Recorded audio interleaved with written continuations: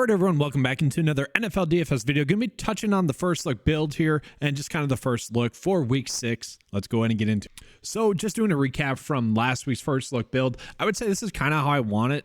I shouldn't say want to operate. Obviously, I always want to be dominating, but week 5 was definitely the adjustment in the NFL DFS season where we are no longer getting these free awesome builds, pretty much is the best way to describe it, where we're doing more game theory stuff and all that good stuff. It was the first week in which I felt like we probably should have been paying up for quarterback, although I found a way to get Zach Wilson into my build. I really, watching back the film, and I'm only halfway through the games, it wasn't bad. Like, he played fine. His ball security was questionable, but his throws were good. Him and Garrett Wilson probably should have connected on a touchdown. There was a little slant route where Zach Wilson was a little bit late, and then he kind of throws it a little bit too fast to Garrett Wilson. But all in all, it's probably a play that should be complete and probably turn into a touchdown. Bijan Robinson, anytime he's chalk, I guess we're just not playing him. The Atlanta Falcons, I was watching that game. Literally, the first series, the announcers were quoting Arthur Smith saying, yeah, we watching it back when we need to make a point of emphasis of getting Tyler Algier the ball. And I'm like, what are we doing here? It was like super frustrating hearing that. And then the other two running backs I was really considering were actually David Montgomery or Breece Hall by the end of the week. Obviously, Kyron Williams. That was just, you guys watching that knew I just kind of tossed him in there to close it out, knowing fully that we would adjust. Tyler Conklin, I thought he was the top tight end play, kind of given his price point. That ended up coming true. Wendell Robinson, unfortunately, was chalk.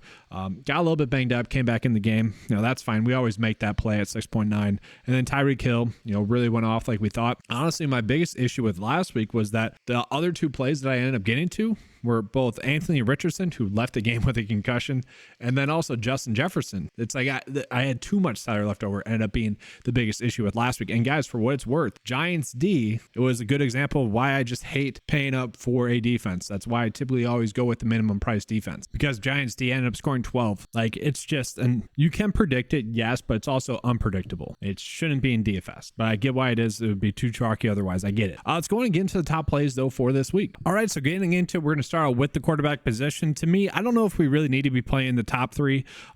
Yes, Justin Fields is going to get a good matchup going against Minnesota, and he has looked better the last 2 weeks, but really the offensive coordinator has looked better. A lot of the plays that Justin Fields made were by design. And I felt like he had more bad plays than he had good plays, in which, basically all the targets to Darnell Mooney I would consider were bad plays that he missed. That's not to knock him. He did his job and he looked good doing it, was able to score points. I love that. Is he going to put up 30 again? He could. The summary of Justin Fields as a quarterback is bad against good defenses, really good against poor defense. And Washington on a short week ended up being a poor defense. What worries me is the 51.7 completion percentage. Like, it was really DJ Moore that made Justin Fields look good. If you take him out of the equation, it's a bad game. So I don't know if we want to be playing him. That being said, like Kirk Cousins as well, I probably would be wanting to play him if he still had Justin Jefferson. He does not in this game. It's going to be Jordan Addison, who really looked good, TJ Hawkinson, KJ Osborne. Those are going to be the players that are stepping up now. And even though he gets a tremendous matchup, it's going to be tough for me to end up on him. Now, if he's going to be throwing the ball 40 plus times like he has been, that is still going to be intriguing. And that probably does still occur. And guys, I kind of feel like they can just slot Jordan Addison right into that Justin Jefferson void that is there now. I don't want to say a role because obviously you can't replace Justin Jefferson like that, but I have been big on Jordan Addison. So I don't know if it's going to be a huge drop-off for Kirk Cousins. I didn't want to misphrase that. Because for the whole offense, it probably will be, especially in the long term. But given the matchup with Chicago, you never know. But continuing on, I feel like, and this is ugly, guys, I hate doing it because Trevor Lawrence is so inconsistent, but he should be able to take advantage of this really good matchup against Indianapolis. We saw in week 1, he was able to put up 18.7 DraftKings points in that game.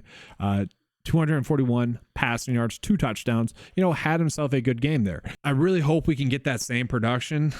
It feels like this should be our starting point. I just worry about his lack of consistency, and really, he hasn't had an awesome game just yet. He's really had one against Buffalo in London. That's really it. So I don't know. I'm having a hard time getting to him there. We had Jared Goff against Tampa Bay. Not exactly a matchup we want to be attacking, especially with ASB potentially out. Joe Burrow finally looked good. Good enough. Let's put it that way. It was really Jamar Chase just dominating. And so I've almost just been finding reasons to get down to Matthew Stafford. That game, it was a little bit closer than what this tells us. Like, they had their chances chances to win that game. Now it's the first game with Cooper Kupp back. Philly did their classic long sustained drives, and I don't really expect that to occur with Arizona. And so with Cooper Kupp back, with Puka still looking good, with Tutu getting the work that we thought he would, I kind of think that we're probably just going to be rolling with Stafford. Right now, it just feels like the safest play, especially given the information that we have for this slate. Now, could you do some risky value plays down in the low end?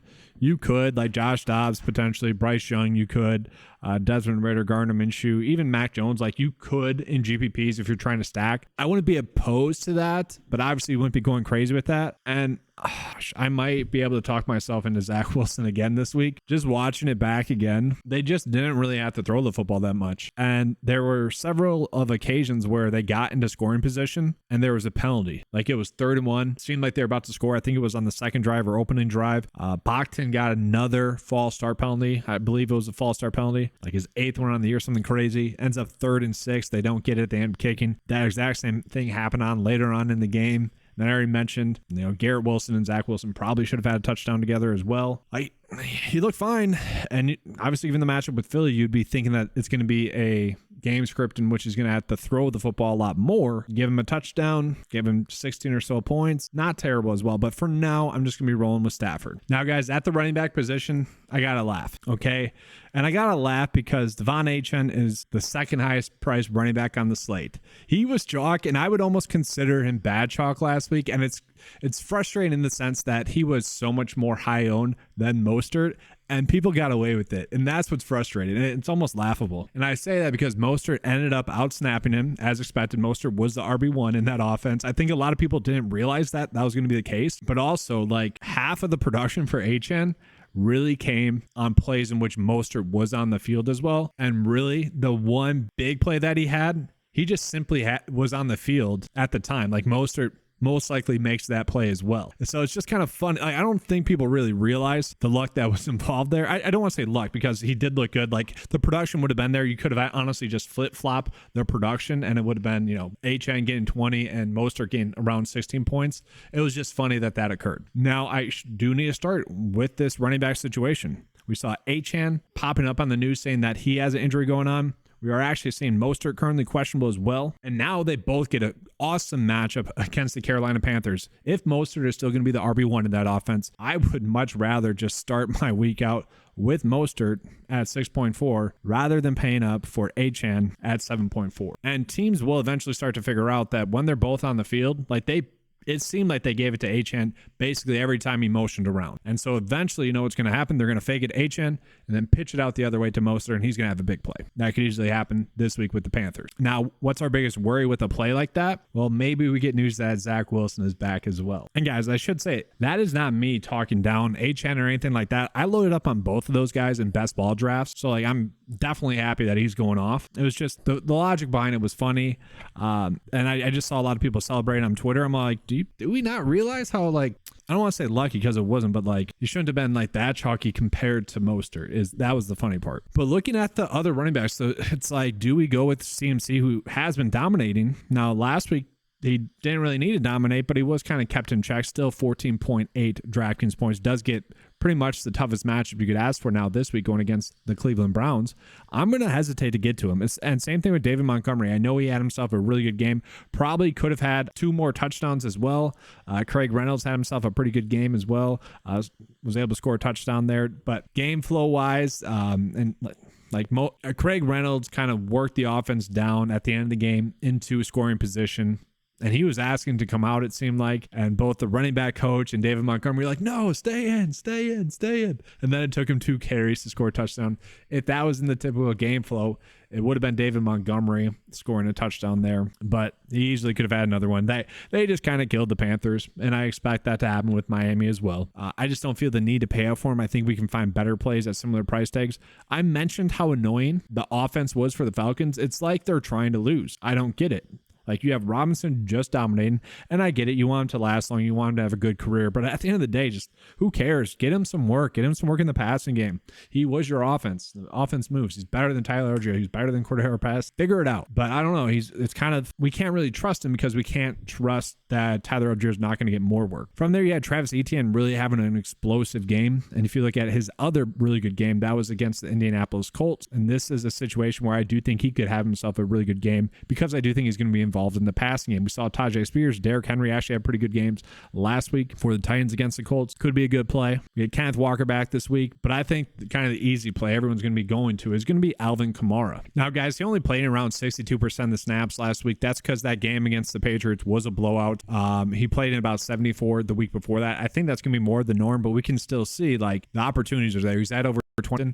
I will say it did seem like Houston was begging Atlanta to throw the football with their defensive fronts. We saw a 4-4 out there. We saw a 5-3 out there. They were really begging for Atlanta to throw the football, and unfortunately for them, they saw Desmond Ridder actually probably have his best career game thus far. The Texans won't be able to do that against the Saints. Okay, Derek Carr, he's a good enough quarterback to take advantage of situations like that. You got Michael Thomas, who's going to be able to win in one-on-one. You got Chris Olave that's going to be able to win in one-on-one. Then you also have Shaheed, who can really beat them deep as well. So I don't think they're going to be able to scheme that way like they were last week. So that being said, I do think Alvin Kamara is going to be a super safe play for us, and also has the upside. So we got two really solid running back starting points, but I will say let's continue on because it does feel sneaky loaded this week. Now, I do want to mention like Jonathan Taylor and Zach Moss. Zach Moss probably also had his best game as an NFL pro thus far. You know, a lot of times he's just running into a lineman for no reason. And I would say he had himself some good patient runs this time. He was able to really get some extra yards that I don't think a lot of NFL running backs get.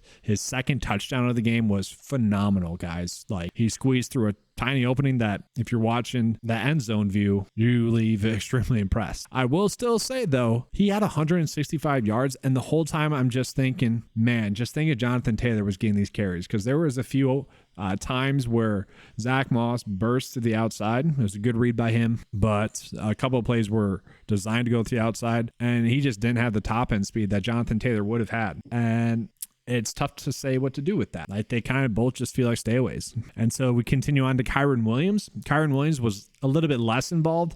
They didn't really get to the goal line as much in this game. And that he does seem to be somewhat dependent on that. Now, he does get a good matchup going against the Cardinals. You do expect the game flow to be favoring him a little bit more in this game as well. He is still playing a workhorse share of the snaps. And I haven't had a chance to watch this game just yet. I've seen a few highlights here and there of like Puka, obviously, Tutu, and also Cooper Kupp, but I haven't seen like how the game went for Kyren. Obviously, on paper, it looked pretty good. So we'll see. He could be a sneaky GPP play, but you know, if he's going to be getting still 15 opportunities while playing 82% of the snaps in a favorable matchup, one that he could have a couple of touchdowns in again, maybe we're looking at him. From there, I will say DeAndre Swift is going to be a very interesting click as well, because he is getting a workhorse workload as well. You get a really good matchup against, I shouldn't say really good, but they did get up pretty beat up via the run game last week against Denver, whether it's P. Ryan or Jaleel McLaughlin, who really stood out on film. I thought McLaughlin looked superb, but DeAndre Swift, he continues to produce, and you know, if he continues to get around 20 or so opportunities in a favorable matchup, I almost think we need to be ending up on him as well, especially given the fact that it is probably going to be a positive game script. And so for now, guys, I'm going to go ahead and toss him into the flex spot because I feel like it's just the correct move. Now, that being said, we might have some value that we just can't afford to pass up on as well. First things first, like,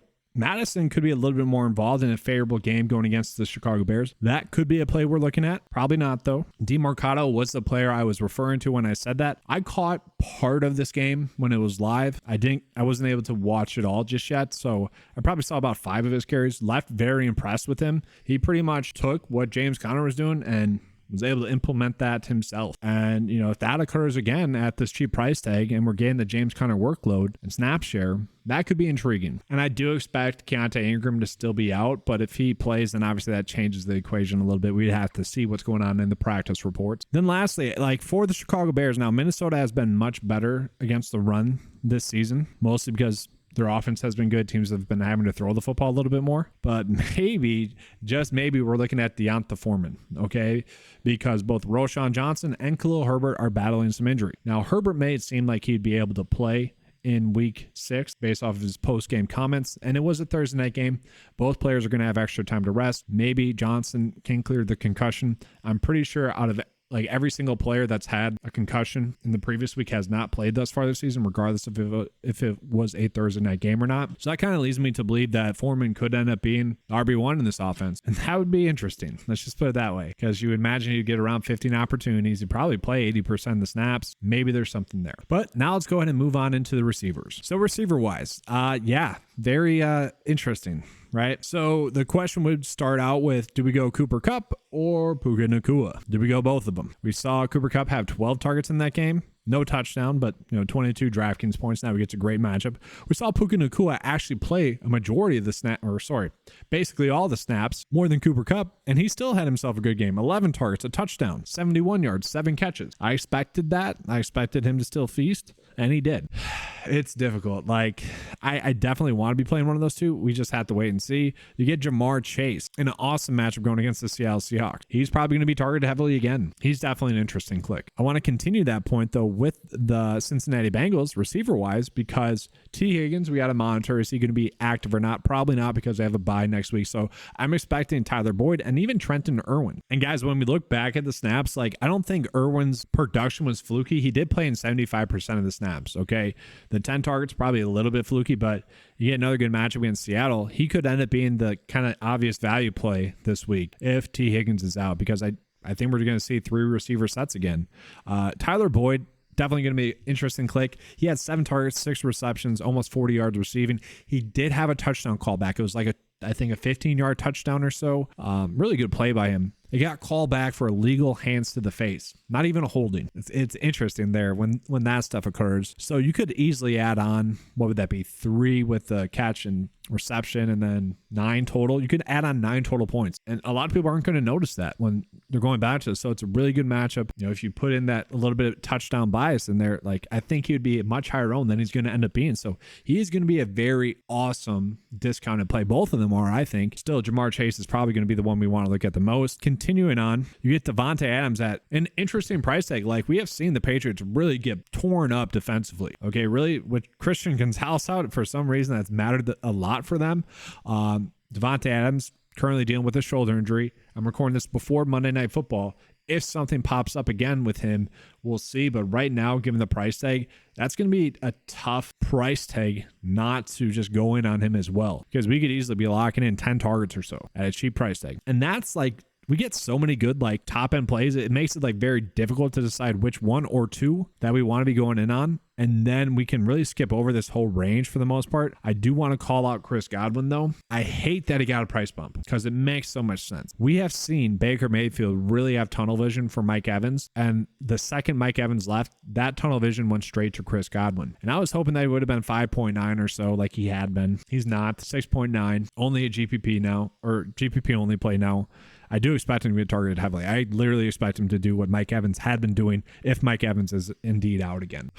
Another tough one is like DJ Moore. Is this going to continue again? Can they continue to get the football to DJ Moore? And I say that because, man, there's like 3 throws that easily could have been picked off there, or deflected at least. The fact that all 3 of them were caught were something that, typically speaking, probably is not going to happen. The fact that 2 of them were big plays, also a little bit fluky. Still, we're getting a lot of targets at a cheap price. They get an awesome matchup right against Minnesota. I feel like I want to play him. At the same time, I don't know. It's tough. It's receiver-wise, guys. There's just so many good plays. Garrett Wilson, again, like, he's going to be lower owned this week. Still gets an awesome matchup. 7 targets in that game. I was a little bit shocked at the lack of touches they manufactured to him, and just, I love all the storylines about like Nathaniel Hackett and Sean Payton. I'm like, I don't know, the play calling, like, if it was actually good play calling, I feel like the Jets would have blown out Denver, honestly, especially in the red zone. I wish he was a little bit cheaper, make it an easier click. Definitely a good GPP play. I feel like there's good stacking opportunity there as well. Adam Thielen, I think we can finally just not play.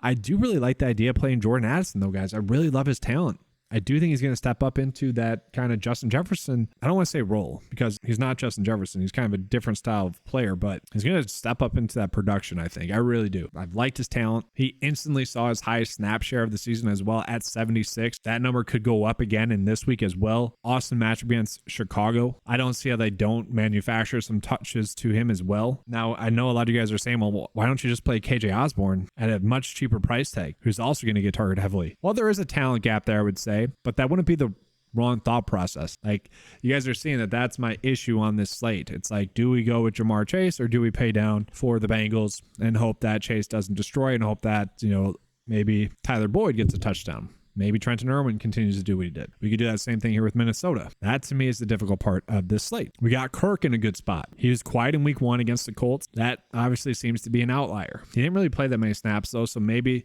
that was a little bit by design because they saw maybe spots where they could attack. Obviously Zay Jones had a big game, but he's still, given his production, he is too cheap, right? 8 targets, 12 targets, 6 targets, 14 targets, over 10 DraftKings points in every single game, 14.6 average DraftKings points scored. Like, I'm struggling at the receiver spot. I just am. Tank Dell, currently questionable, guys. If he is out, I do think someone like Nico Collins could see a little bit of a bump in his targets. Maybe Robert Woods as well. I'm very interested in seeing what Jacoby Myers does tonight against the Green Bay Packers. In 2 games where he's been fully healthy with Jimmy G on the field, he saw 12 and 10 targets.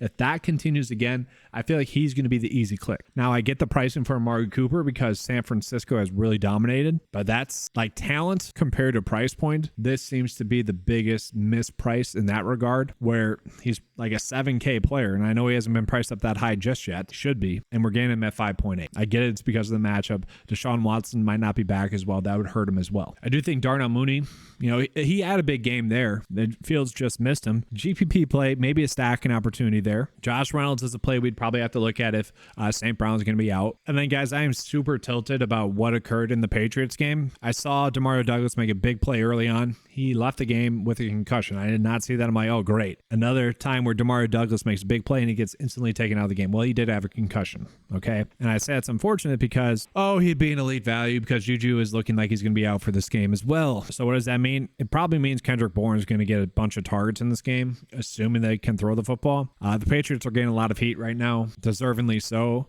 I think Bill Belichick's getting a little bit too much hate, though. They kind of sold out for a while to win championships. We know that. And he just hasn't drafted well. It's not like he's a bad coach. He's just been a bad talent grader, really, from the tail end of Tom Brady's career to present day. So it's not like he's a bad coach. He's just probably needs to let other people do that aspect of his job. And like literally, Zeke has probably been their best offensive player. That should tell you all you need to know. But looking at this, guys, I wouldn't be surprised if like Ty Montgomery ends up being in the slot, taking over for Juju or Demario Douglas. Like he did end up playing 30% of the snaps, so that could easily occur. It's just ugly. Like I wish Douglas was active. I'm just so tilted by that. All right, enough with the receivers. I'll show you guys the ones I'm going to be going in on. So I do feel like Tyler Boyd is going to be the correct play. I'm kind of between him or Trenton Irwin because I am assuming that T. Higgins is going to be out. And so he's going to get around 7 or so targets. The reason why I like him over Irwin is I think he has more touchdown likelihood, that more touchdown upside. Like I said, he had a touchdown last week that was called back. Easily could have been a touchdown. And then I'm going to finish with the receivers. I feel like that's currently the correct move because you guys saw it's might just end up being where we end up on because we have so many awesome receiver plays, especially considering their price tags. Let's move on into tight end, and then I can come back to the receiver. So tight end wise, TJ Hawkinson should be the highest priced tight end on the slate because, Justin Jefferson's out. You expect him to get peppered with targets. The Bears are middle of the road in terms of guarding tight ends. Actually a little bit below average, but nothing too crazy there. You don't expect TJ Hawkinson to get a huge bump because of the matchup. At the same time, it's not a negative. Like if you have salary left over and you want to pay up at tight end, that'd be the move to go.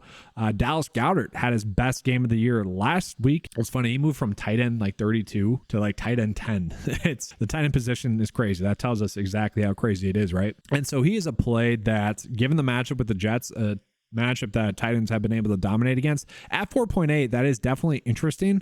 I just worry about the lack of consistency prior to that. Zach Ertz had a touchdown early on in that game and then only 4 targets. And I say only because he's had 10, 8, and 10. So interesting there, I would say. He probably should have had more touchdowns in other games. Given the matchup with given the matchup with the Rams, I do think that could be an interesting click. But really, I feel like we have to play Logan Thomas. I'm still super mad about that Thursday night football game. Sam Howell was freaking terrible, and he dominated fantasy-wise. It's one of those things, right? He had so many receivers open, and he was just like, where's Logan Thomas? Chuck it to him. So weird. You guys can tell I'm still like super flustered by it. but he did. He got targeted 11 times. Sam Howell loved throwing him the football. He was on the field a ton as well, like 80% of the snaps. Gets a pretty solid matchup against the Atlanta Falcons. Like, I do think we need to be targeting this matchup, especially at this price tag. That being said, we got Tyler Conklin at a slightly cheaper price tag. I mentioned how Tyler Conklin with Zach Wilson as his quarterback has been a super consistent tight end, averaging over 10 DraftKings points in games where Zach Wilson has started and finished. Okay, we get him at 3.3, and there's an awesome play in the like mid third quarter where he absolutely shakes a linebacker out of his shoes. I mean, it was a little boom boom, and he is wide open. Zach Wilson hits him, and it's a big game. And then also, like later on in the game, Zach Wilson made it on a pretty awesome throw, and Conklin had like 15 yards or so after contact and like carried like 5. Literally, it was him like carrying like 5 defenders, 5 more yards. Pretty sweet. I will say Logan Thomas probably a better play than Tyler Conklin, but you know, if you're finishing your build and you don't have that salary, you want to go Conklin, I'm okay with that. Then from there, I am currently struggling, and I'm not seeing any values just yet. All right, so there we go. We're going to put Logan Thomas at the tight end spot. As always, I'm just going to go with the lowest price D. And guys, that is just for now because really it doesn't matter. All right, so we got 7.25 left over. And so we could go with DJ Moore and then pay up for a stud. We could go with Garrett Wilson and pay up for a stud. We could go with Jordan Addison and pay up for a stud. Jacoby Myers, pay up for a stud. Like, we have a lot of lineup pass that we could do. Like I said, I do feel like this is a little bit of a dead range, so that is going to be what we are going to do. Do we want to go Cooper Kupp, Jamar Chase, or Devontae Adams? For now, I'm going to go with Chase, and actually, guys, I don't think I am. All right, I'm going to go Kupp because I have Stafford at the quarterback. Could obviously just pivot to Burrow and have herself a little stack there. Then I am actually going to go Jordan Addison here. And what are we going to do? We're going to go down from Logan Thomas to Tyler Conklin, like I had just mentioned. Please tell me that works. It does. Okay, so although I think Logan Thomas is going to be a better play at the tight end spot, we're just going to go ahead and pivot to Tyler Conklin, who shouldn't be a big drop off, like hopefully just like 2 points or so. So we got Cooper Kupp in there, and then we're going to put Jordan Addison in there as well. And guys, don't get me wrong, this lineup is most likely going to change throughout the week. I think it's a pretty good starting point. Now, if you want to get DJ Moore in there, by all means, we can do that. It's not that hard to make that work. Maybe we end up paying a little bit more at quarterback. Maybe we end up going with, let's just say, Puka instead of Cooper Kupp. Let's just actually take a peek at what that would look like. Puka in there. Can we go up? Can we get to DJ Moore from here? I don't think so. We can. And people are probably going to see this, and yeah, we're locking in a lot of targets here as well. By all means, if you want to roll with that, go ahead. Also, you could just go with Trenton Irwin, pay up at tight end a little bit more, you know, wherever you guys see fit. That's going to be all for the first look video. Hopefully you guys enjoyed the coverage. That was a weird pause. I apologize. Hopefully you guys enjoyed the coverage. If you guys want to access any NFL DFS lineup tools or props tools, head over to 9to5sports.com. That stuff is going to be available for just $10 a month. Let's have a good week 6. And as always, guys, let's keep cashing.